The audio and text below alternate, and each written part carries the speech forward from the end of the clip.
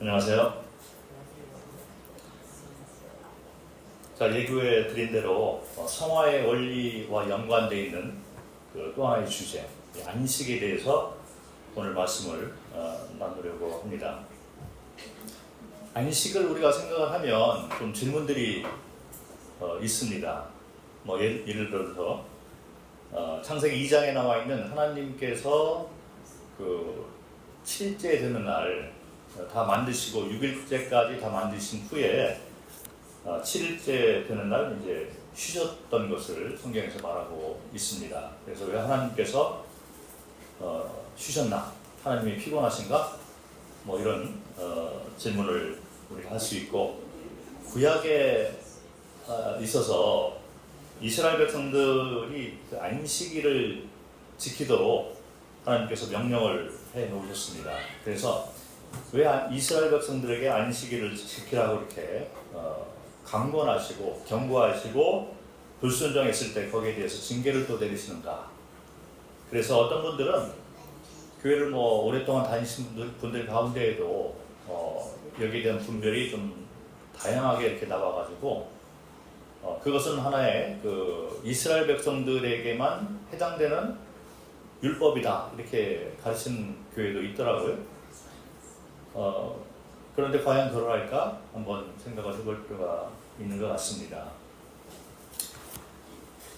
안식에 대해서 성경에서는 신구약을 통해 가지고 이 단어만 해도 한 거의 200군데의 그 성경 구절에 나와 있는 것입니다. 그만큼 안식을 이제 성경에서 많이 말씀을 하고 안식의 의미에 대해서 우리에게 전달하고자 하는 하나님의 뜻이 있는 거죠.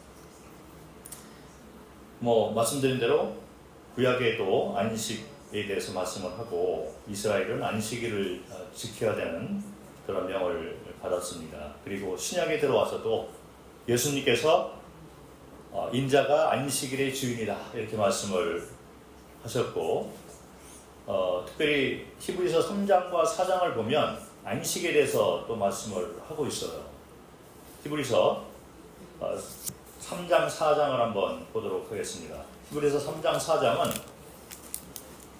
이스라엘 백성들이 이제 애굽에서 나와가지고 광야 생활을 하는데 출애굽한 그 세대들 가운데 광야에서 불순종하는 삶을 사는 분들이 이제 가나안 땅에 못 들어간 그런 실제 역사적인 사건을 통해서 하나님께서 경고를 하는 그런 말씀입니다. 그래서 애굽에서 나온 자들이라고 할지라도 약속했던 가나안 땅에 들어가서 안식을 못하는 자들이 있다 이런 말씀을 하고 있는 거예요. 히브리서 4장 1절을 한번 읽도록 하겠습니다. 그러므로 우리는 두려워할지니 그의 안식에 들어갈 약속이 남아있을지라도 너희 중에는 혹 이르지 못할 자가 있을까 하니라. 3절부터 읽겠습니다.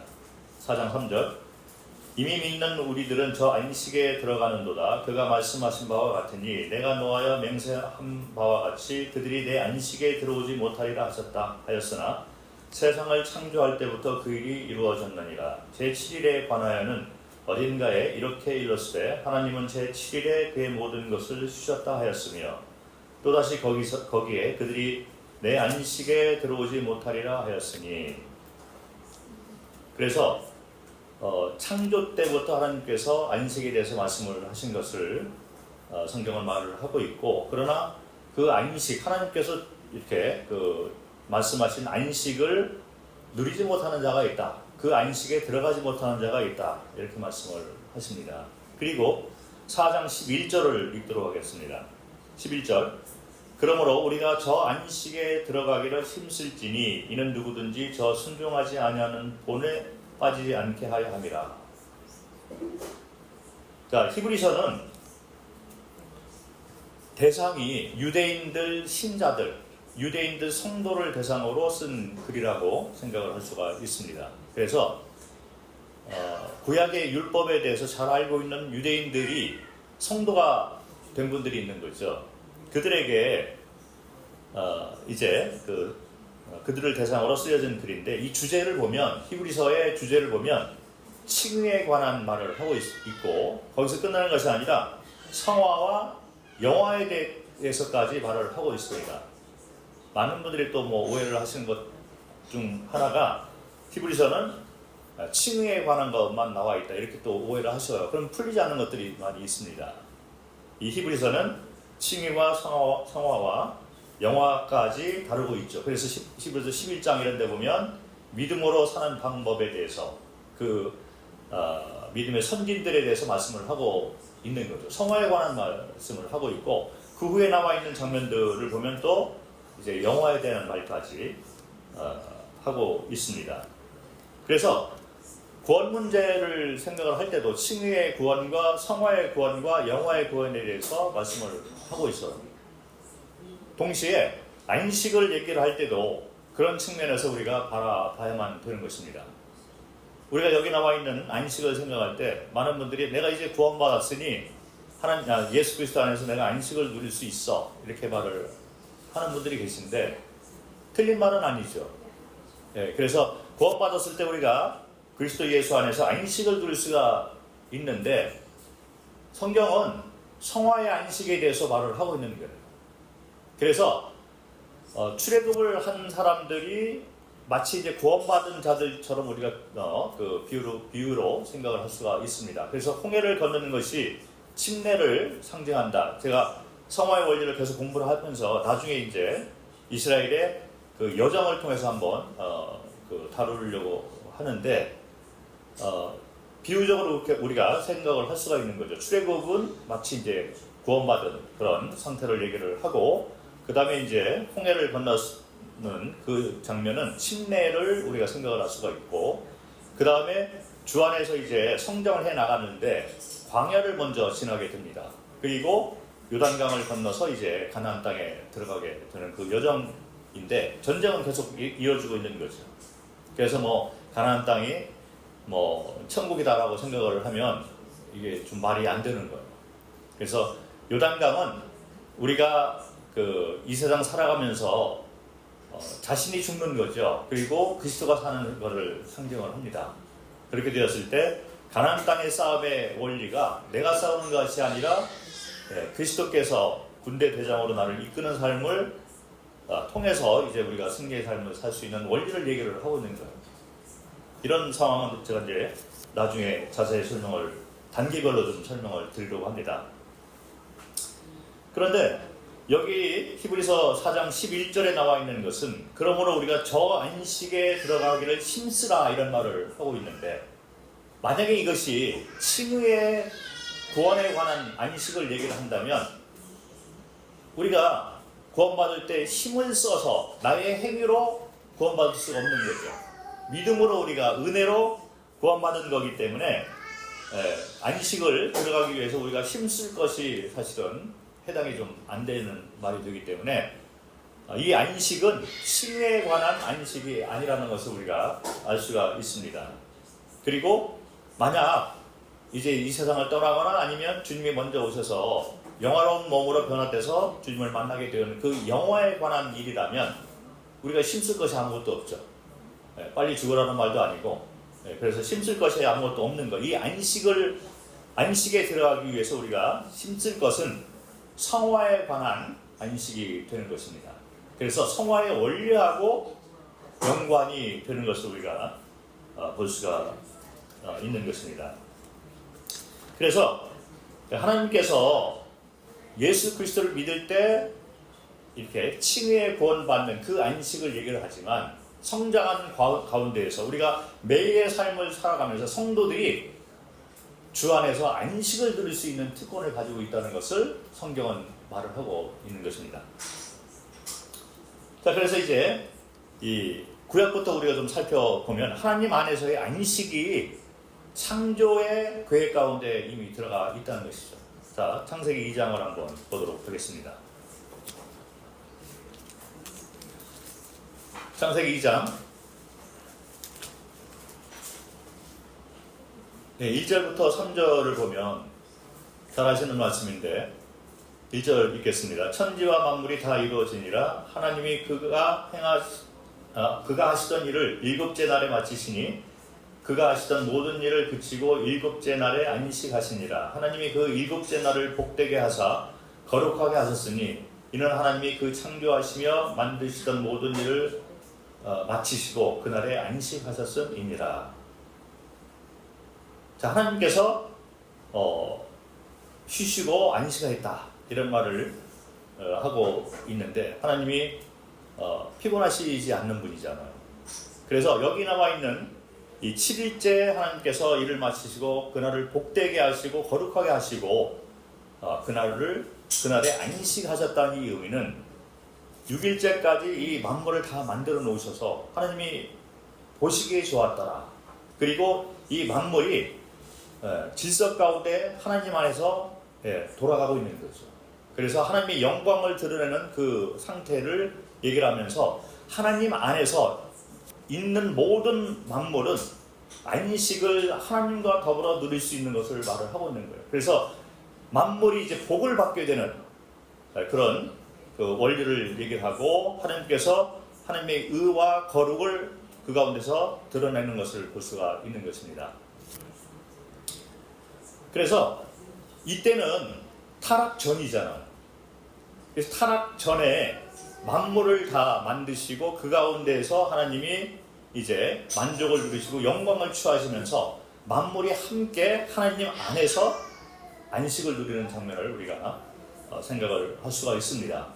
자, 그런데 이게 조금 더 구체적으로 우리가 좀 살펴보려고 하는데 이 타락 후의 모습을 바라보면서 이제 왜 안식이 중요하고 하나님이 왜 안식일을 지키라고 이스라엘 백성들에게 명하셨는가 그 의미를 우리가 찾아볼 수가 있는데 그것은 십계명에 나와 있는 말씀을 통해서 살펴볼 수가 있을 것 같습니다. 이스라엘 백성들이 출애굽을 한 후에 광야를 지나면서 안식일을 지키라고 하나님께서 명을 하셨는데 출애굽기 20장을 보겠습니다. 출애굽기 20장에 이르러서 이제 십계명을 주신 것을 볼 수 있어요.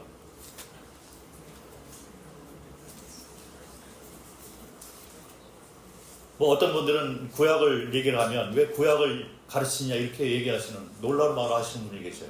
쇼크를 받은 적이 있는데 구약인 그림자처럼 똑같은 원리를 이야기를 하고 있습니다. 그래서 구약과 신약이 다른 말을 하고 있는 것이 아니라 같은 맥을 얘기를 하고 있고 같은 원리를 얘기를 하고 있는 거예요. 그래서 이 성경 전체가 완성이 되어진 것은 신구약 다 이렇게 같은 맥을 이루고 있기 때문에 중요한 말씀들이 되는 것입니다. 출애굽기 20장 3절을 보면 여기서부터 이제 10계명이 나오게 되는데 첫 번째 계명은 너는 나 외에 다른 신들을 내게 두지 말라. 그리고 두 번째 4절에 보면 너를 위하여 새긴 우상을 만들지 말고 또 위로 하늘에 있는 것이나 아래로 땅에 있는 것이나 땅 아래 물속에 있는 것들을 어떤 형상도 만들지 말며 그거 절하지 말고 섬기지 말라. 우상을 섬기지 말라. 이것이 두 번째 계명이고 세 번째 계명은 7절에 나와 있습니다. 너는 내 하나님 여호와의 이름을 망령되게 부르지 말라. 하나님의 이름을 망령되게 부르지 말라. 사용하지 말라. 이런 의미가 돼서 이게 세 번째 계명이 되고 네 번째 계명이 이제 8절에 나와 있는 안식일을 기억하여 거룩하게 지키라. 그래서 10계명 가운데 네 번째 계명이 이제 안식일을 지키라는 계명으로 나와 있고 다섯 번째 계명부터 열 번째 계명은 이제 그 사람과의 그 관계를 말을 하고 있습니다. 그래서 12절에 부모를 공경하라, 살인하지 말라, 간음하지 말라, 도둑질하지 말라, 이웃에게 거짓 증거하지 말라.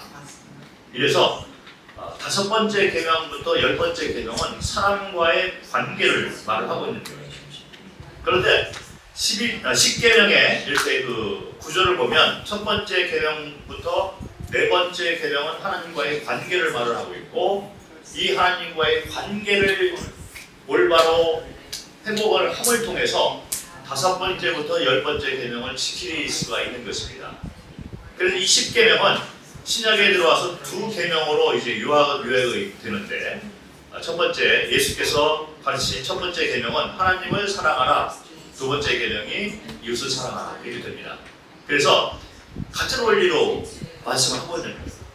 하나님을 우리가 사랑해야지 하나님과의 그 올바른 관계 가운데에서 그리스도의 사랑이 나를 강권하심으로 말미암아 내가 이웃을 사랑할 수가 있다는 거죠.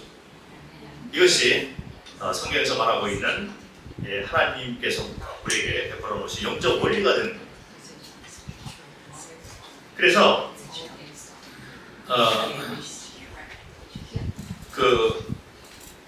이스라엘 백성들은 광야 생활을 하고, 그리고 그 후에도 이 안식일을 지켜 나가도록 하나님께서 특별하게 이렇게 명령을 계속하는 것을 볼 수 있습니다. 왜 그러냐면 하나님의 백성으로 선택을 받은 자들이기 때문에 생활을 해 나가면서 매 순간 여정을 가는 이 모든 그 행로 가운데에서 하나님께서 베풀어 놓으신 영적 원리를 붙들고 가야 된다는 말씀입니다. 겉으로 보이는 어떤 율법이나 어떤 지켜야 되는 어떤 날짜 이런 것을 강조하려는 것이 아니라 안식일을 지키면서 이스라엘 백성들은 하나님과의 관계를 회복을 해야 되는 거예요. 그런데 출애굽기에서 이제 출애굽을 한 후에 이스라엘 백성들이 광야를 걸어가고 그 여정을 우리가 살펴보면 에스겔서라든지 구약에 여러 군데서 나와 있는 이스라엘 백성들의 광야 생활의 모습을 바라보면 첫 번째 계명부터 네 번째 계명까지가 잘 지켜지지 않는 것을 볼 수가 있습니다. 첫 번째 계명, 나 외에 다른 신을 섬기지 말라. 이 이스라엘 백성들이 애굽에서 나왔습니다. 하나님의 인도하심에 따라, 이끄심에 따라 애굽에서 나왔음에도 불구하고 그 마음 가운데 여러 우상을, 애굽 땅에서 섬겼던 우상을 생각하고, 그래서 하나님을 감히 부인을 할 수 없지만 그러나 그 마음 가운데 우상이 자리 잡고 있는 것을 볼 수가 있는 거예요. 그래서 금송아지를 만드는 그런 우상을 만들어서 섬기고 그런 모습을 보였던 것입니다. 그래서 첫 번째 계명과 두 번째 계명, 그리고 세 번째 계명인 내 이름을 망령되이 일컬지 마라. 이 말은 하나님께 이름이 연관되어 있는 모든 것들을 더럽혀거나 또 하나님께서 원하시는 대로 하지 않는 그런 것들은 하나님께서 용서하지 않는다는 거죠. 그래서 이스라엘 백성들은 하나님의 이름이 있습니다. 하나님의 백성이다. 그리고 하나님께서 그 가운데 역사하시고 인도하시는 불기둥과 구름기둥으로 이렇게 인도하시는 하나님의 이름이 있는 백성이에요. 그럼에도 불구하고 이스라엘 백성들이 이제 하나님의 이름을 망령되이 일컫는 그런 삶을 살았던 것을 볼 수가 있습니다. 그래서 하나님을 경외하지 않고 두려워하지 않는 삶을 살았던 거죠. 자기 생각대로 하고, 하나님께서 세워놓으신 그 모세와 아론, 그리고 하나님께서 만들어 놓으신 그 율례 이런 것들을 경히 여기는 모습을 보였던 것입니다. 그러다 보니까 안식일도 잘 지키지 않고, 안식일을 지킨다 하더라도 올바른 의미를 모르고 그들이 지키는 걸 볼 수 있어요. 율법으로 지키는 그런 모습을 볼 수 있고, 하지 말라 하는 것들도 하는 경우도 있고 이렇게 된 것을 볼 수 있습니다. 이스라엘 백성들이 안식일을 지켜야 되는 이유가 뭐냐면, 살아가면서 사람과의 관계, 또 그들이 해야 되는 일이 많이 있었는데 이 같은 것들을 해나갈 때 본인들의 능력이나 의지에 따라서 그런 일들을 많이 했을 것입니다. 우리도 마찬가지잖아요. 자, 그런데 안식일을 지킴으로 인해서 이와 같은 것을 다 하나님 앞에 내려놓는 거예요. 그리고 하나님 외에는 다른 신이 없다. 이와 같은 하나님과의 관계를 다시 회복을 하는 것이 안식의 의미가 됩니다. 그래서 첫 번째 계명부터 세 번째 계명으로 이제 돌아가야 됩니다. 그래서 하나님 외에 다른 신이 없다. 회복이 되어야 되고, 마음 가운데 자리 잡고 있는 하나님보다 앞선 것들을, 이 우상들을 다 제거하고 내려놓는 작업을 해야 되는 거예요. 그리고 하나님 이름과 연관된 모든 것들, 내 삶과 나의 말과 나의 행위, 삶의 목적 이런 것들이 하나님의 이름을 더럽히거나 하나님 뜻에 안 맞는 그런 결정들을 하고 있다면 하나님 앞에서 다 내려놓는 작업을 해야 되는 것이 안식일의 의미가 됩니다. 그래서 안식일을 지키면서 그와 같은 하나님과의 관계가 회복이 되었을 때, 그리고 그 가운데는 회개 이런 것들도 있겠죠. 내가 잘못된 삶을 살았구나, 내 힘으로 하려는 그런 의지가 있었구나. 그래서 그런 걸 다 회개를 하고 하나님 안에서 믿음을 회복하면서 안식을 누리는 것이 안식의 의미가 되는 거예요. 그래서 당연히 안식일은 너무나 중요한 그런 하나님께서 베풀어 주신 영적 원리가 되는데, 이스라엘 백성들의 여정을 살펴보면 이런 면에서 율법적으로 안식일을 지켰고 하나님과의 관계가 회복되는 것이 이제 잘 되지 않으면서 여전히 이제 불순종의 길을 걸어갔던 것을 볼 수가 있습니다. 그래서 출애굽을 한 그 세대 가운데 이제 2명만 이제 가나안 땅에 들어가는, 그리고 다음 세대가 가나안 땅에 들어가는 그런 징계를 받게 되는 것을 볼 수가 있는 것입니다. 자, 그러면 구약에 나와 있는 이와 같은 안식일의 의미는 신약에서 갈라디아서 2장 20절과 같이 똑같은 의미를 갖고 있는 걸 볼 수가 있어요. 이 10계명 가운데 첫 번째부터 네 번째 이 계명을 살펴보면 하나님 외에 다른 신을 섬기지 말라. 그런데 갈라디아서 2장 20절을 보면 내가 그리스도와 함께 십자가에서 죽었다. 그래서 이제 내가 사는 것은 내가 사는 것이 아니요 그리스도께서 사시는 것이다. 하나님께서 주인 되시고 왕 되시고 재판장 되시는 삶으로 바뀐 것을 말하고 있는 것입니다. 구약에 나와 있는 안식의 의미, 안식일의 의미는 신약에 우리가 현재를 살고 있는 우리 성도들에게도 그대로 적용이 되는 것입니다. 10계명의 의미는 우리 마음 가운데 우리 삶의 영적 원리로 그대로 적용이 되는 것입니다. 그래서 나는 죽었다. 그리스도께서 십자가에서 못 박혀서 죽었는데 그리스도만 죽은 것이 아니라 나도 함께 십자가에서 못 박혀 죽었다는 것을 성경은 말하고 있습니다. 그래서 우리는 그리스도와 함께 죽고 장사되고 부활하심으로 연합된 자가 되었다. 연합의 관계 가운데 살아가고 있다. 그래서 내가 사는 것이 아니라 그리스도께서 사는 삶을 갈라디아서 2장 20절을 말을 하고 있는 거예요. 그래서 다른 신을 섬길 수가 없고 그리스도께서 나의 주인 되시고 재판장 되시다. 이 원리 가운데 우리가 살아가는 거죠. 두 번째 계명인 우상을 섬기지 말라. 성도라 하더라도 구원받은 성도들이 살아가면서 우상을 섬기는 삶을 살아가고 있는 경우가 너무나 많이 있습니다. 자, 우리가 우상을 지금 섬기고 있는가? 내 자신을 내가 어떻게 알까? 어떻게 아느냐면요, 삶의 우선순위를 보면 알 수가 있습니다. 내가 삶의 우선순위를 가장 먼저 어떤 것을 놓고 살아가고 있는가? 나의 삶의 목적과 방향과 살아가는 어떤 그 이유 이런 것들을 돌이켜볼 때 우선순위가 무엇인가를 살펴보면 우리가 내 자신을 이렇게 점검할 수가 있을 것 같습니다. 내가 시간을 사용하고 있는데 우선순위를 어떻게 사용하고 있는가? 그래서 아침에 일어나면 말씀을 보고 하나님과의 관계, 기도를 하고 이와 같은 삶으로 시작을 하고 있는가? 아니면 세상을 바라보면서 세상이 더 커 보이기 때문에 세상이 삶의 최우선순위에 와 있는 것은 아닌가? 이런 것을 한번 점검을 해볼 필요가 있습니다. 그리고 세 번째 계명인 하나님의 이름을 더럽히지 말라고, 이렇게 망령되이 일컬지 마라, 함부로 사용하지 말라, 이런 얘기죠. 성도는 하나님의 이름이 연관이 되어 있는 자들인 것입니다. 거룩함을 입은 자, 의롭다 칭함을 받은 자인 것이잖아요. 그래서 하나님의 이름을 가지고 살아가고 있는 성도의 삶을 우리가 살아가고 있는데, 내가 하는 말이라든지 생각이라든지 어떤 행위 이런 것들이 하나님의 이름을 더럽히는 일을 하고 있다면 그것은 하나님 안에서의 안식을 누릴 수 없게 되는 그런 상태에 있는 것입니다.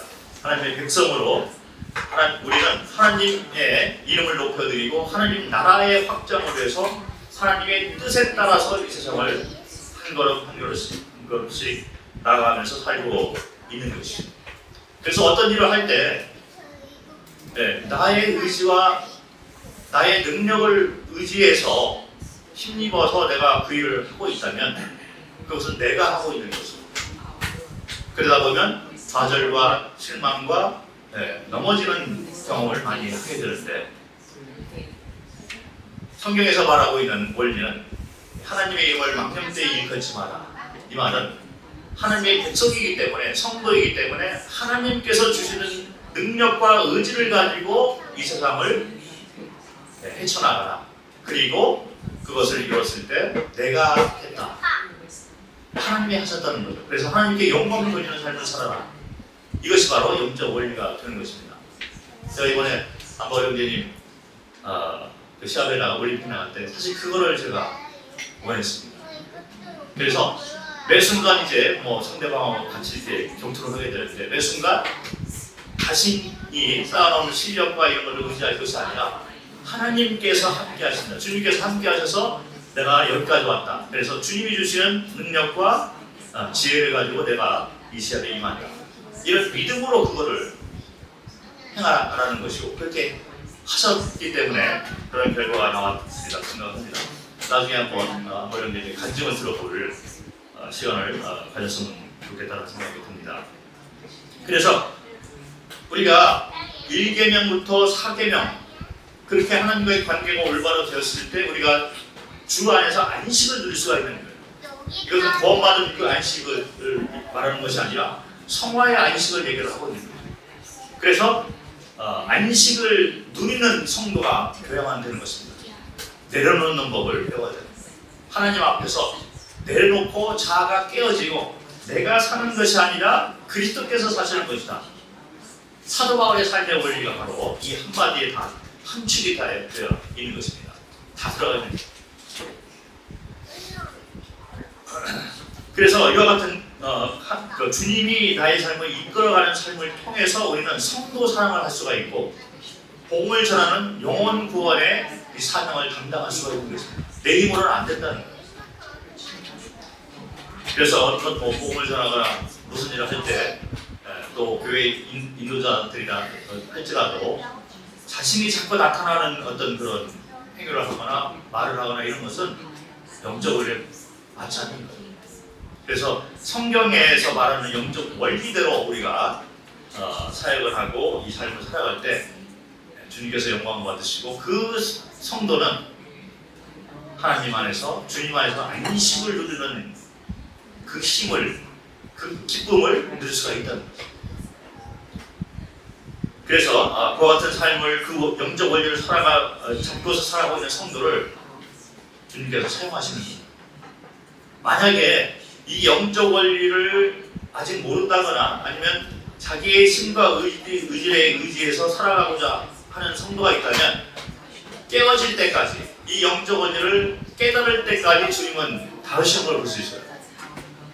이렇게 보배가 질그릇 안에 들어가 있는데, 이 보배가 나타나기 위해서는 질그릇이 깨어져야 되는데 이 질그릇이 깨어지지를 않으려고 자꾸 하는 거예요.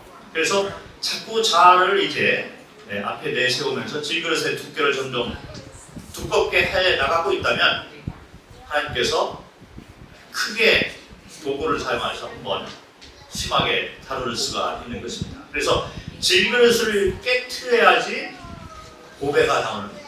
이것이 바로 창세기부터 계시록까지 말하고 있는 성화의 원리가 되는 것입니다. 그래서 이 구약에 나와 있는 이 안식의 의미는 갈라디아서 2장 20절의 의미하고 같은 원리를 말을 하고 있고, 더불어서 만찬 예식의 의미와 같은 것을 우리가 볼 수 있는 거예요. 이스라엘 백성들에게는 안식을 지키는 것을 명령하셨습니다. 신약을 살고 있는 우리 현대 성도들에게는 만찬 예식을 제정해 놓으셨어요. 우리가 이 세상 살아가면서 일주일 동안 이제 주일이 되기 전까지 계속 이 세상에 살면서 많은 일들을 행하고 있잖아요. 근데 그럴 때마다 우리는 내 자신이 먼저 나와서 내 힘과 의지를 가지고 그런 일을 할 수가 있는 것입니다. 그래서 주님은 주일날 성도들이 모이게 하도록 하시고 만찬 예식을 제정을 해 놓으시면서 떡과 잔을 바라보면서 다 내려놓는 거예요. 하나님과의 관계를 다시 회복을 하고 그리스도의 사랑이 나를 강권하심으로 인해서 다시 세상으로 나가서 영혼을 사랑하고 성도를 사랑하고 이런 일들을 해 나갈 수가 있다는 것입니다. 만찬 예식의 의미가 구약에 나와 있는 안식의 의미, 7일째 안식하셨던 하나님께서 베풀어 놓으신 그 안식의 의미, 그리고 이스라엘 백성들이 지켰던 안식의 의미하고 동일한 것을 우리가 볼 수가 있는 것입니다. 구약의 안식일은 토요일에 됩니다. 그래서 첫째 날은 한 주의 첫째 날은 주일이 일요일이 돼요. 그래서 여기 옆에 보면 이제 안식일 되어 있잖아요. 이분들은 토요일날 그래서 쉬는 거예요. 구약을 따르는 거죠. 그래서 구약에 보니까 토요일이 안식일이기 때문에 토요일날 아무 일도 하면 안 된다 이렇게 해서 모이고 있는 거거든요. 자, 그런데 마태복음을 한번 보겠습니다. 마태복음 12장 8절.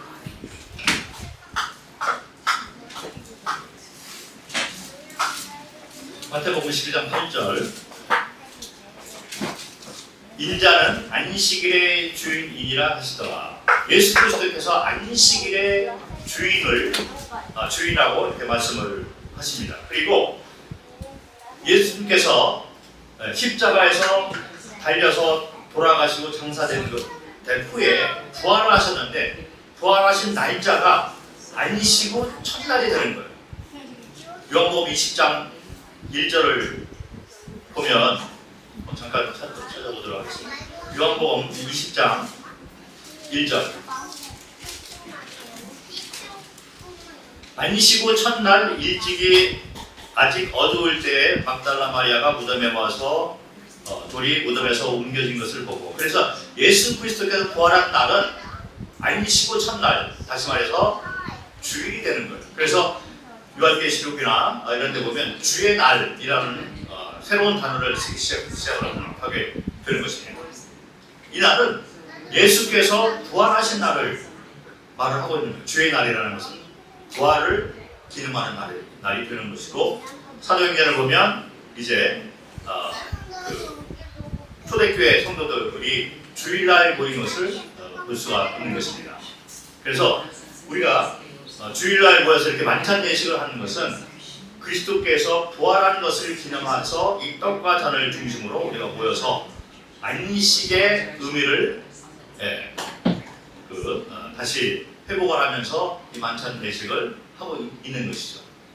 그래서 이 떡과 잔을 통해서 우리가 살펴볼 수 있는 것은 십계명의 첫 번째부터 네 번째 계명의 의미를 적용을 할 수가 있을 것 같습니다. 나의 삶의 주인은 그리스도 예수께서 나의 삶의 주인, 왕, 그리고 선곽의 기준을 정하신 재판장이 되십니다.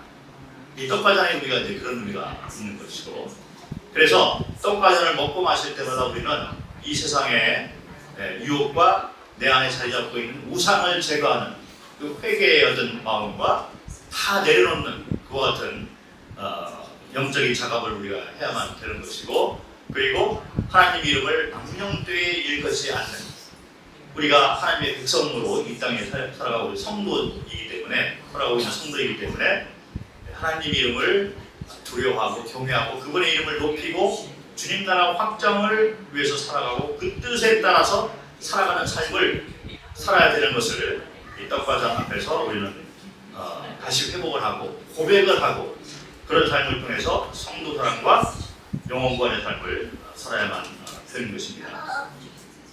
그래서 이와 같이 구약에 나와 있는 안식의 의미와 신약에 나와 있는 이 만찬 예식의 의미가 같은 것을 우리가 볼 수가 있는 것입니다. 그래서 처음에 읽어드렸던 히브리서 4장 11절 이 말씀은 저 안식에 들어가기를 힘쓸지라, 이 말은 이 성화의 원리와 연관되어 있는 안식을 말을 하면서 항상 우리는 안식의 주인은 예수 그리스도가 나의 삶의 주인이고 이분이 나의 삶을 이끌어 가시는 매 순간이 되어야 된다. 그리고 나의 말과 나의 생각과 나의 행위 자체가 그리스도 예수를 높이는 삶인가? 그리고 그 뜻을 이뤄나가는 삶인가? 내가 죽고 그리스도가 사는 삶인가? 그리고 이제 내가 사는 것은 그리스도께서 사시는 것이고 그분을 믿는 믿음 가운데 사는 것인가? 이런 것들을 점검하고 회복을 해야만 되는 것입니다. 이것은 신약에 나와 있는 주 기도문의 의미하고 같은 거예요. 놀랍게도 성경을 이렇게 살펴보면 그 맥들이 다 연결이 되는 걸 볼 수 있습니다. 주 기도문 한번 살펴보도록 하겠습니다. 마태복음 6장을 한번 보면 예수님께서 기도할 때 이렇게 기도하라 이렇게 가르치신 것을 볼 수가 있습니다. 마태복음 6장 9절부터 13절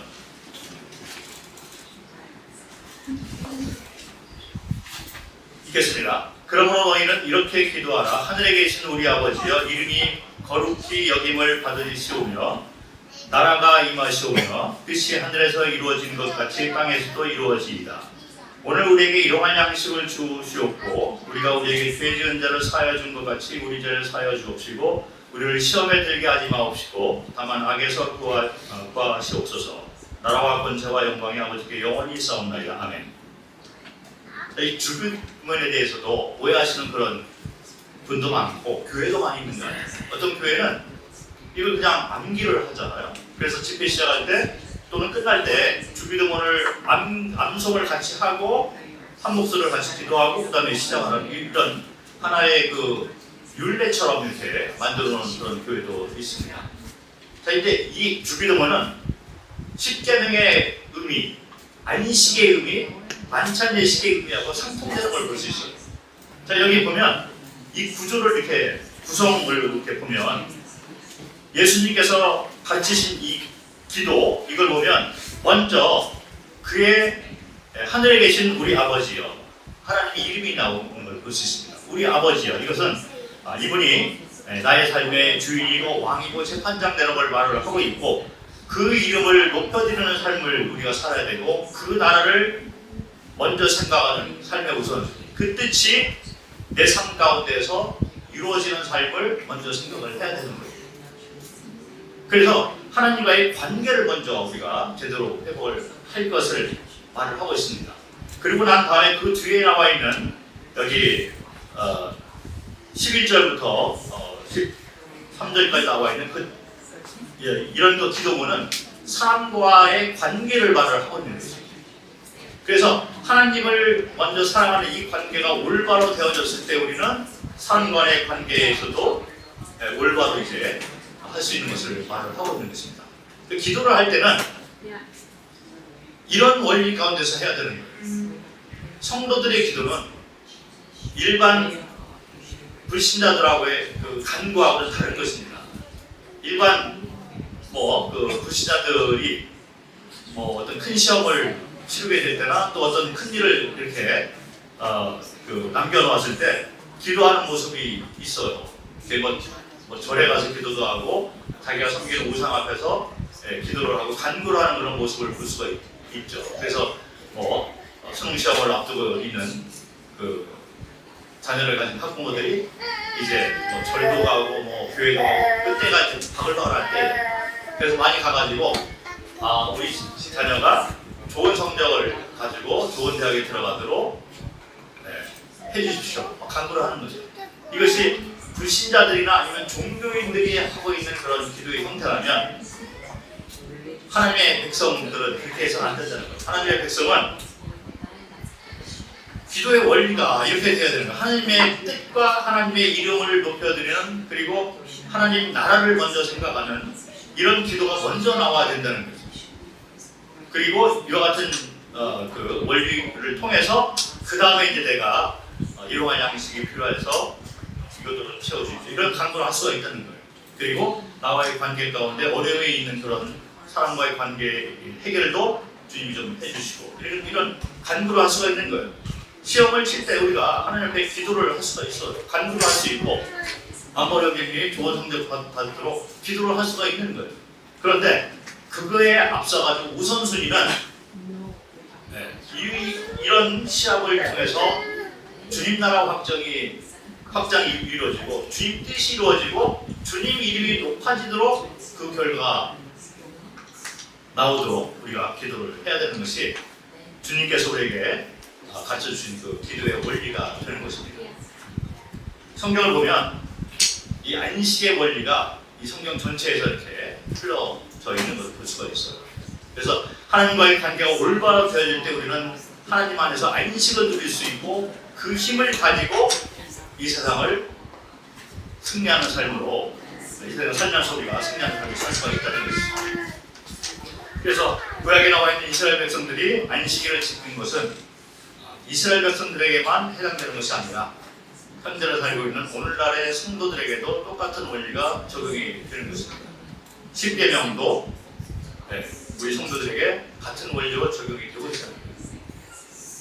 그래서 성화에 관련된 이런 그 안식이 있다는 것을 말씀 가운데 마음에 두시고 저 안식에 들어가기를 힘쓰는 성도들이 되시기를 바라는 마음이 있습니다. 오늘 말씀을 여기에서 주도록 하겠습니다.